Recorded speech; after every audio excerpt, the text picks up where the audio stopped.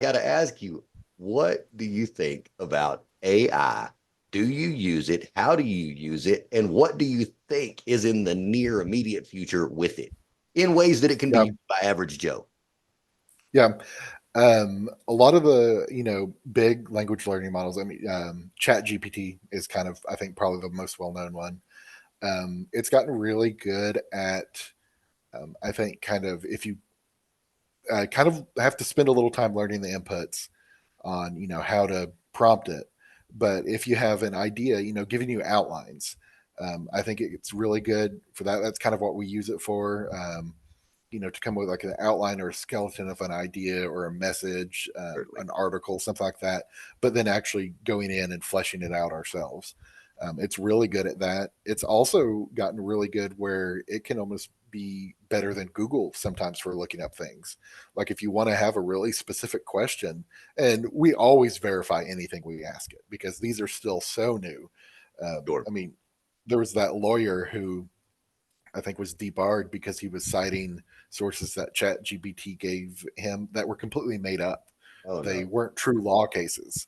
And he just asked it the question and cited it like it was truth. Certainly. So there's definitely a lot of caution um, that still needs to be done, but it definitely can provide a lot of benefit, especially helping you like narrow down the focus in a search. I heard someone say that AI is not going to replace lawyers near term. It's No. going to replace lawyers who don't use AI by lawyers who do. Right. I think we're going to see a lot of that. It's just kind of what I said before, adapting to what the new world really is.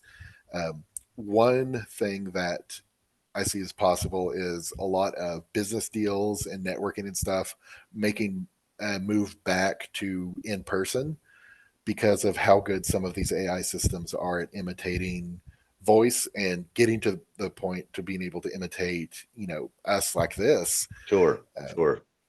that I could see us moving to that being the way that we guarantee, who we're talking to, we know who they are, especially for a lot of high profile business deals. I Um, wanted to bring that up, and I'm glad that you mhm, mentioned that right there, the fakes and the deep fakes, right? So, I mean, that's mhm. that's the term. Am I not wrong? That's the term for that is a deep fake video. If it's a of another person, it's a total AI voice and video and everything. It's not even Mhm. that person, but it imitates another Yeah, I person. mean that's at least what it got started to be known as. I don't know if the term of art's going to change, Okay. but I think that's what most people were introduced to it as The was other as a day, deep I fake. I, I came across something that really was kind of scary to me. Just because not everybody understands what they're seeing, and Mm, you may not be able to discern. Right? I was on another platform watching some live footage, right? Live video, to see what was happening out there in the world, and mm, I came across a political debate between Biden and Trump, and it was uh, completely fabricated. Neither one of them were real. There was two AI. It was an AI Trump and an AI Biden going back and forth, but it was played like it was live footage, and it was going on and on and on and on, like a 24-hour feed of these two going back and forth. And I didn't watch it long enough to see whose agenda it was going to see. But what I do know is it wasn't real. mm, Yeah, it wasn't real. yeah. And if there was an unsuspecting onlooker that came across that, and looked at that as real information, that could be very, Mhm. very misleading depending on the guidance of the person writing that script. Yeah, I think that we're going to have a lot more healthy skepticism on what we see through electronic media. I mean, our company's tagline is "paranoid with a purpose," and I mean, I think that's what you're going to have to kind of be is not just paranoid for the sake of being afraid of everything, Right. but just having that extra skepticism um, out there. Well, that takes us into, within about the last 10 years, I think the biggest growing thing, online trend, I guess, as far as actual Mhm. grabbing attention was authenticity. It was Yeah. being a real human. It was separating that web two, moving into this next iteration of three, of being the real Mhm. human and being connected. I really think that's where it's going. However, because of the misleading and the AI stuff that I'm seeing Mhm. on video, I'm wondering if we will shift the way that we consume our content. Right now we can pretty much take it for face value when we watch a video on YouTube as we're looking up how to do something or a subject we Mhm, want, and it's right and it's what it is. mhm, I know that during the explosion of the faceless, AI videos, there were some mhm, subjects that I was looking up, and it just seemed to be video after video after video, and very compelling title, very compelling thumbnail. You go to watch it and the information is not that it's bad. It makes you watch it. The music's great, the voice is cool, mhm, everything, and the graphics are wonderful. And it was so generic. Like they never went to the second or third level of what they were talking. And I realized, wait a minute, I'm watching a bunch of AI garbage, and it's all on the mhm, same topics, making millions and millions of views. So I'm wondering if that's going to do just like it did with well, okay, think about the ad saturation in Facebook. mhm. For a couple of years, we just kind of quit messing with it. We just said, no, we're tired of seeing the ads. We're not seeing our friends and family. We ain't messing with it. And I wonder what that's going to do to, you know, the way that we're consuming video now. Are we still going to look at it the same way and try to consume it uh, in as much intensity as we do now, or will we slack off because we're not trusting? Hmm.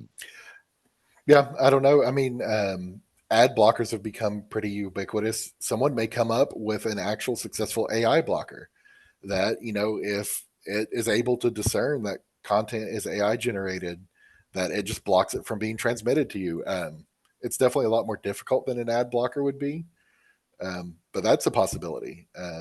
It does kind of have some aspects of feeling like the Wild West a little bit, Sure. just because there's so much changing in such a quick succession, um, and the potential impacts these changes have are so great, both for good and bad.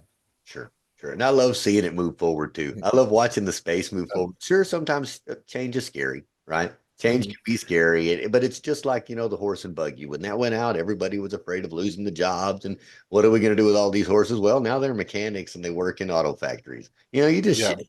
Yeah, yeah. Times they are a changing, Um, uh, One of my favorite examples, because we're talking about the skepticism, just being careful, because who knows how the AI you're interacting with was trained. Sure. So there have been some AIs that have done great jobs with diagnosing people in medicine, like super fast, super accurate, better than doctors are doing. However, there was one that they were training to look at skin cancer, Hmm. and they found out it was starting to diagnose any picture with a ruler as being cancerous. Oh, And it's because if you look at slides of people with skin cancer from dermatologists, they almost always have like there'll be a mole and they'll have a ruler next to it to show okay. size. The AI had learned ruler means cancer because every picture it was being shown with cancer also had a ruler.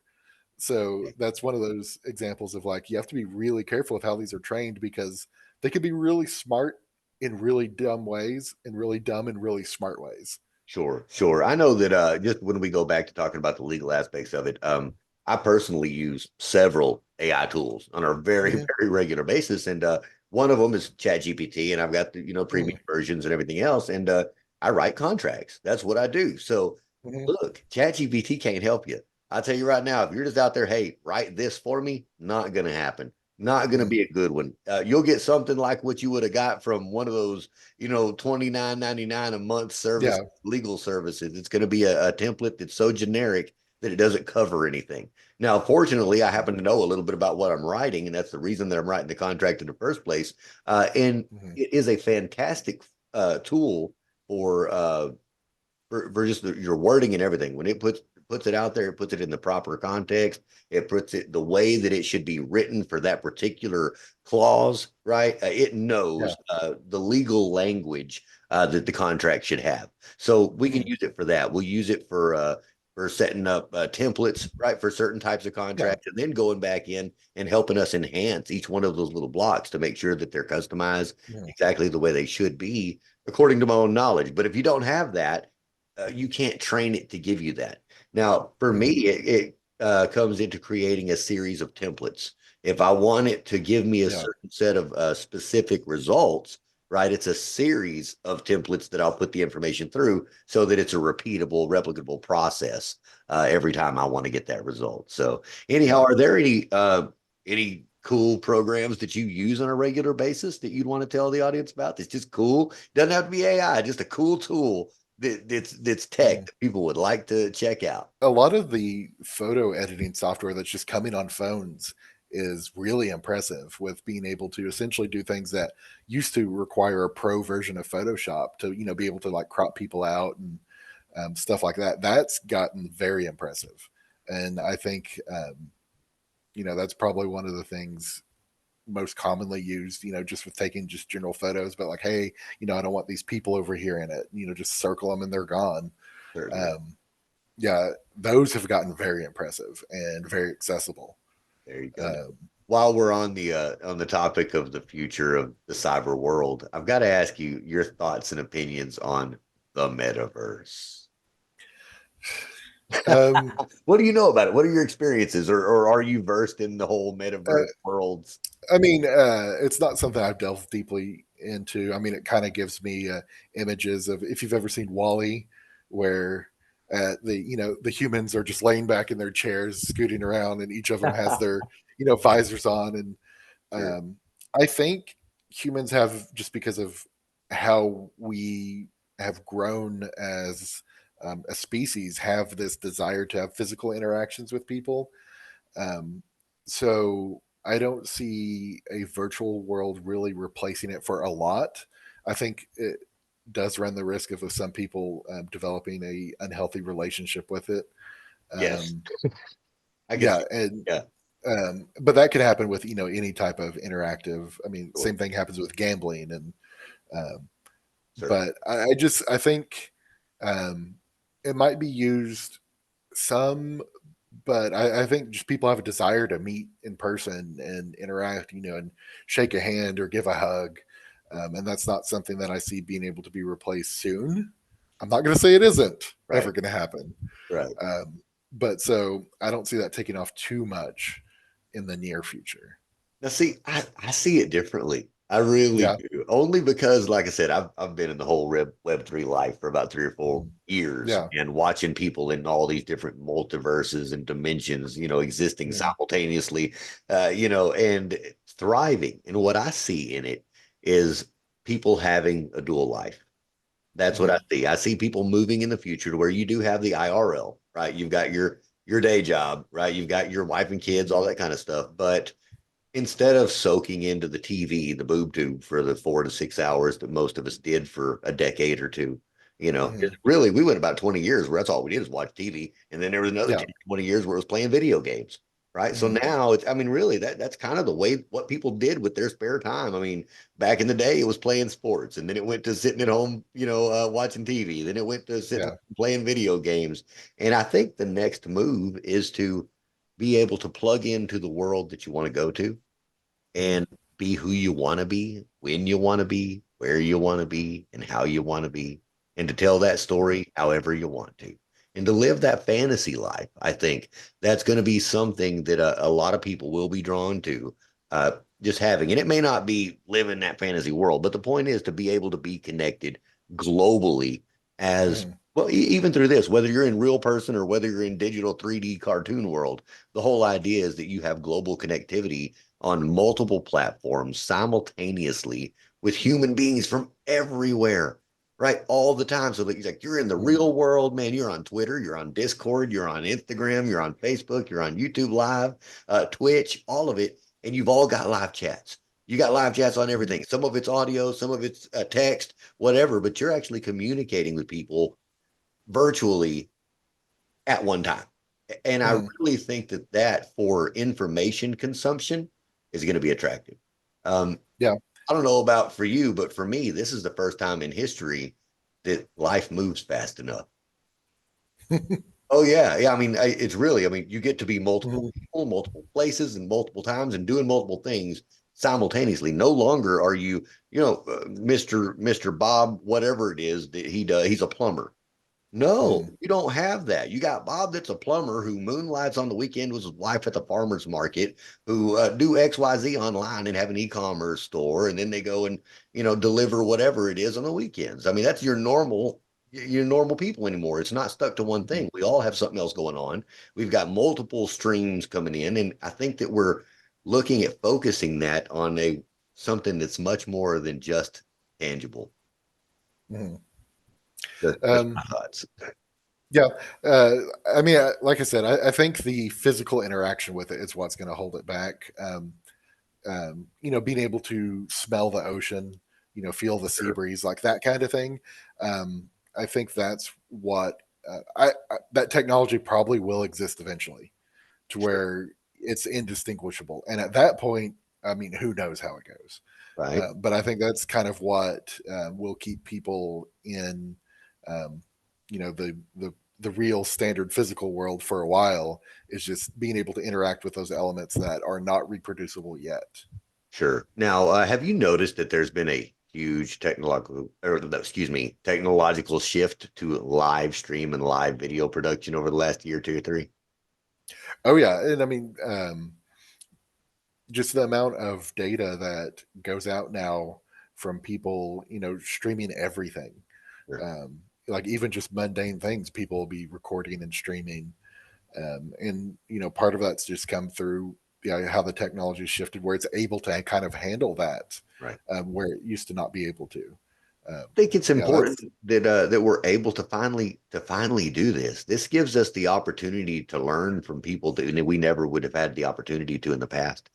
We actually get to see. I mean, I don't know about you, but I used to daydream about certain professions and jobs. What does that look like? I wonder if I could ever do that. I wonder what that conversation sounds like. I don't even know. What is it like talking to this type of person? And it was foreign to me. There's no one to ask. There wasn't a YouTube Mhm, video that you could look that's real. It's a somebody that's produced something with cool graphics and mhm, but now we have the opportunity to sit there and be a fly on the wall in their office and watch them do mhm, it live. We get to, and it may be boring, but there's some of us out there who really search for that information, who want to mhm, know what it's like. What does it look like to do this? If I want to be this position, is there someone out there that does that, that's in a high position, that will stream it live where I can watch their day to day every action and learn how to be that person?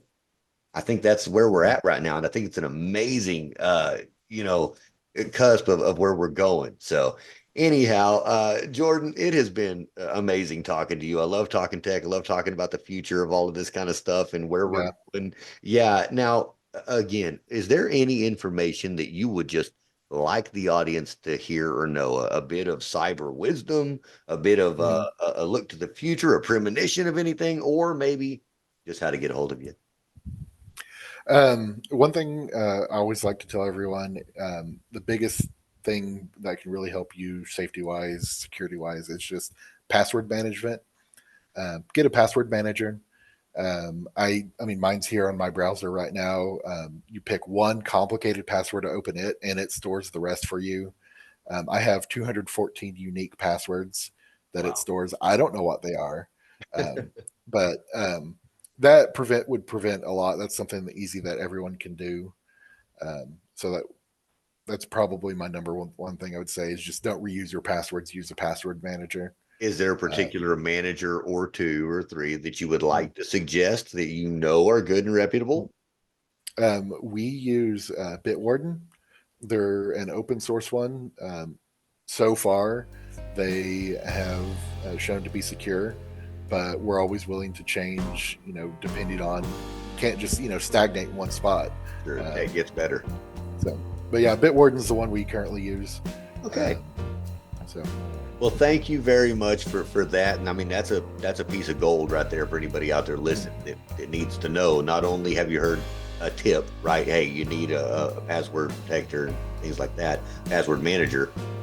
You've also got a recommendation to one that you know works by somebody who's in the field who does cybersecurity every day. You're not just a goofball typing around on his keyboard. You actually make a living saving lives in the digital world. So that's I one. mean, I could be both. Sure. Well, hey, look, you're the cyber Batman, and and the reason you're on the show is so that we can tell all our friends about you.